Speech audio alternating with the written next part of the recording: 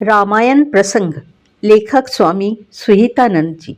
उपाध्यक्ष रामकृष्ण मठ और रामकृष्ण मिशन, बेलूर मठ, हावड़ा। अनुवाद चंपा भट्टाचार्य, भिलाई।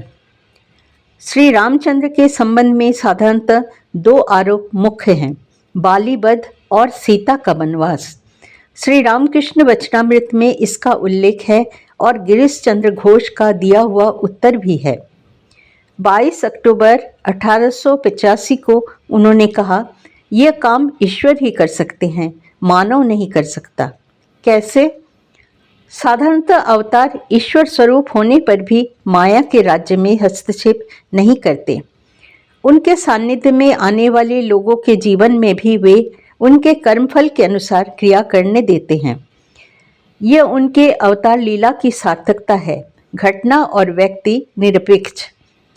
सुग्रीव और बाली परस्पर शत्रु हैं। बाली से सुग्रीव पराजित हो गए हैं। उन्होंने श्री रामचंद्र के शरणागत होकर उनके श्री चरणों में आश्रय लिया। जैसे भी हो, शरणागत की रक्षा करनी होगी, भले ही इससे श्री रामचंद्र स्वयं ही प्रतिपादित न हो तो भी करना होगा। श्री रामचंद्र का यही मनोभाव था। जैसे माँ संतान के लिए प्राण विसर्जित कर देती हैं। राम को क्या ज्ञात नहीं था कि नैतिक रूप से उनका कार्य उचित नहीं है? फिर भी उन्होंने भक्त के कल्याण हेतु दोषारोपण अपने सिर पर ले लिया।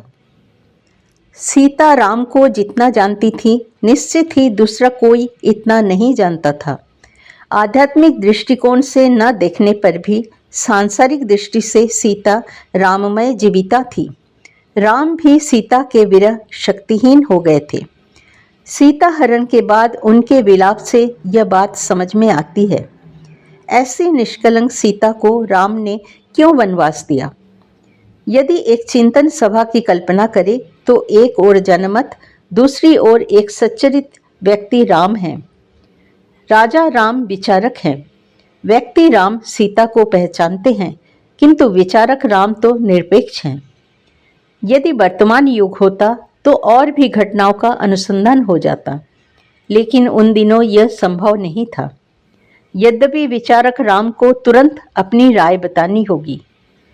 पहला, विचारक रूप में निरपेक्षता चाहिए, और दूसरा, अवतार की प्रत्येक लीला जगत कल्याण के लिए है, भविष्य के लिए है। इसलिए उन्होंने व्यक्तिगत स्वार्थ से ऊपर प्रजाहित को स्थान दिया। ये अस्वाभाविक निर्णय अवतार के द्वारा ही संभव है। अवतार साधारणतः वाह्य दशा, अर्धवाह्य दशा और अंतर्दशा में रहते हैं। गीता में जिसे भगवान ने क्षर, अक्षर और पुरुषोत्तम अवस्था कहा है, साधक के जीवन में क्षर अवस्था से प्राय अक्षर अवस्था तक संभव है। पुरुषोत्तम तक पहुंचने पर शरीर नहीं रहता, किंतु अवतार तीनों अवस्थाओं में आवागमन कर सकते हैं। श्री रामकृष्ण देव ने कहा, वे लोग अर्थात अवतार राजपुत्र हैं, अपने भवन में सर्वत्र जाने का अधिकार रखते हैं। राम, सीता, लक्ष्मण, भरत आदि चरित्रों का अनुसरण करने के लिए इस तत्व को जानना आवश्यक है। मानव अवतार में सर्वप्रथम हम रामचंद्र को पाते हैं। राम, सीता, लक्ष्मण आदि उनके व्यक्तिगत जीवन को एक ऐसे स्तर पर ले गए जिनका अनुकरण जनसाधारण की समझ से परे है।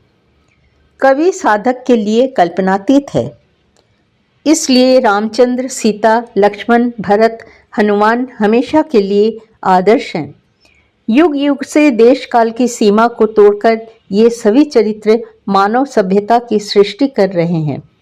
श्री रामचंद्र के समय व्यक्तिगत जीवन था मार्ग, कोई धर्म संप्रदाय या गोष्ठी नहीं। हम लोग भी श्री रामचंद्र, श्री कृष्ण, श्री चैतन्य देव और श्री रामकृष्ण को अवतार कहते हैं, क्योंकि उनमें ईश्वरीय चैतन्य शक्ति सरलता से विद्यमान है, जैसे हवा, प्रकाश और पानी। रामायण यदि वाल्मीकि की कल्पित रचना है तो निश्चित ही उन्होंने किसी चरित्र को देखकर कल्पना की होगी। राम, सीता, लक्ष्मण, भरत आदि ने ऐसे उच्च आदर्श स्थापित किए थे कि वाल्मीकि आदि की दृष्टि में उनका आदर्श रूप जनमानस में विद्यमान था। मन की स्थिति कैसी होने पर इस तरह की लीला की जाती है, इसका उदाहरण हम लोग श्री रामकृष्ण, श्री माँ शारदा देवी और स्वामी विवेकानंद के चरित्र में पाते हैं। श्री रामकृष्ण, श्री माँ और स्वामी विवेकानंद का रूप और उनकी लीला ऐतिहासिक सत्य है। श्री कृष्ण को ऐतिहासिक चरित्र मान भी ले तो रूप, गुण, लीला, शूरता, वीरता में वे जीवित काल में ही भगवान रूप में पूजित हुए। भगवान की लीला में अंतरदशा, अर्धवाय दशा, वाह्य दशा रहेगी ही। हरिवंश में, महाभारत में श्री कृष्ण की वाह्य दशा अर्थात धर्म की प्रतिष्ठा के लिए वे जो आविर्भूत हुए हैं उसकी अभिव्यक्ति है। किंतु उसका अन्वेषण कहाँ हुआ? वृंदावन में। उन्होंने वृंदावन में जो ईश्वरीय लीला की, श्री चैतन्य ने उसी लीला का गहराई से अनुभव किया। श्री रामकृष्ण ने भी उसी लीला का अनुभव किया और स्वयं उन्होंने एक ही लीला की। भागवतकार ने भी कृष्ण के भाव, महाभाव, महाप्रेम के लक्षण को प्रकट किया। श्री कृष्ण जीवन का मूल आधार है ईश्वर के साथ अभिन्नता। चाहे वे कुरुक्षेत्र में रहे, प्रभास तीर्थ में या द्वारका में रहे, यही उनका स्वरूप है, बाकी अवतार लीला है। तुलनात्मक रूप से रामचंद्र के जीवन में भाष्यकार लक्ष्मण, सीता, भरत, विश्वामित्र या वशिष्ठ नहीं हैं। ये सभी रामलीला के सहचर हैं। वाल्मीकि कौन थे, कब थे, राम से पहले या बाद में थे, यह ज्ञात नहीं। यदि रामचरित्र का कोई व्याख्याता है तो वे हैं वाल्मीकि। आँखों के सामने कोई जीवन नहीं होने पर किसी मानव के द्वारा राम, सीता, लक्ष्मण, भरत की कल्पना करना संभव नहीं है। इसलिए मानव बुद्धि हम सबको सोचने के लिए बाध्य करती है कि वाल्मीकि के आविर्भाव से पूर्व राम, सीता, लक्ष्मण, भरत आदि का लीलामय जीवन समाज ने देखा। शायद उन्हीं सब जीवन के साथ विभिन्न व्यक्तियों, साधकों की कल्पना मिश्रित हो गई, जैसे बाद में कृत्तिवास और तुलसीदास रामायण, कंभ रामायण आदि में। वे चरित्र आदि इतने अधिक सार्वकालिक थे कि उसने गीत, कथानक, साहित्य, शिल्प के बीच से देश काल की सीमा को तोड़ विभिन्न देशों की भाव, भाषा, जीवन साहित्य में एकाकार हो नवीन सभ्यता की सृष्टि की। श्री कृष्ण ने जब गीता में कहते हैं, तब क्या उनके सामने राम, सीता, लक्ष्मण, भरत उपस्थित थे? उन्होंने क्या बाल्यावस्था से ही रामायण की कहानी सुनी थी? अनपेक्ष शुचि दक्ष उदासीनो गतव्यथ सर्वारंभ परित्यागी यो मद्भक्तः समे प्रियः तुल्य निद्रा स्तुति मौनी संतुष्ट येन केनचित्। गीता का यह श्लोक किस उद्देश्य से है? रामायण में रामचंद्र की साधना, अनुभूति, महाभाव और प्रेम का संकेत मिलता है, जिसका कहीं कहीं उल्लेख हुआ है। तब समाज में एक लोकोत्तर जीवन का प्रयोजन था।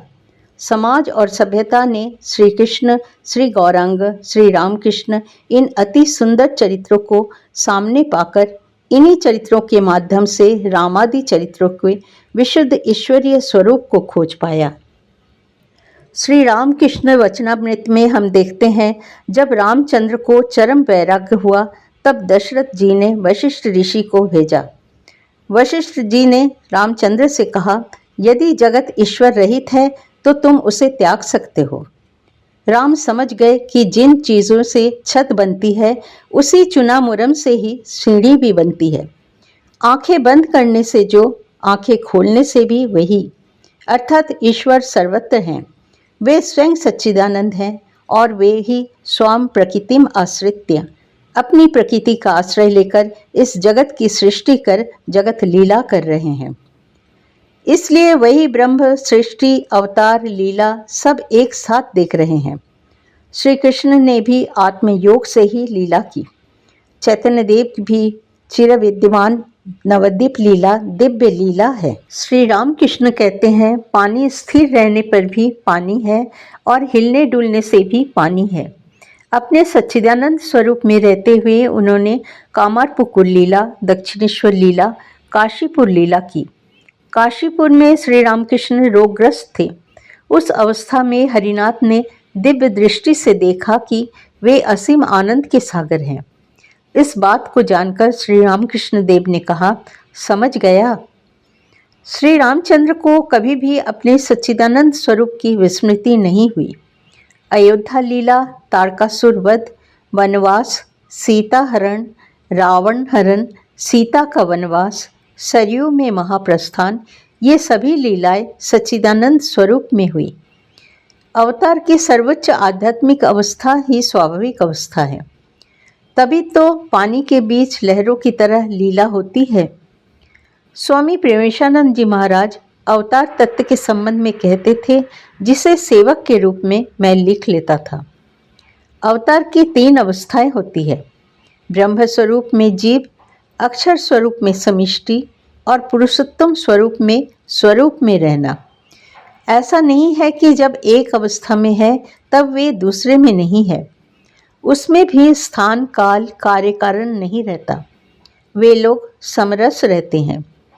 हम लोग अपने संस्कार की भिन्नता के कारण उन्हें विभिन्न स्वरूपों में देखते हैं। श्री माँ शारदा जिस रूप में श्री रामकृष्ण को देखती थी, स्वामी विवेकानंद उस प्रकार से नहीं देखते थे, और स्वामी जी जिस प्रकार से श्री रामकृष्ण को देखते थे, दूसरे गुरु भाइयों के लिए यह संभव नहीं था। अचानक सूर्योदय होने से जैसे अंधकार नष्ट हो जाता है, वैसे ही रामादि चरित्र के उदय होने से मानव सभ्यता इतनी अधिक आलोकित हो जाती है कि आज भी ऐसे एक भी चरित्र की कल्पना नहीं की जा सकी। यही श्री रामचरित्र की विशेषता है। भगवान श्री रामचंद्र की कृपा से हम सबके हृदय में राम बुद्धि उदित हो, यही प्रार्थना है। जय श्री राम।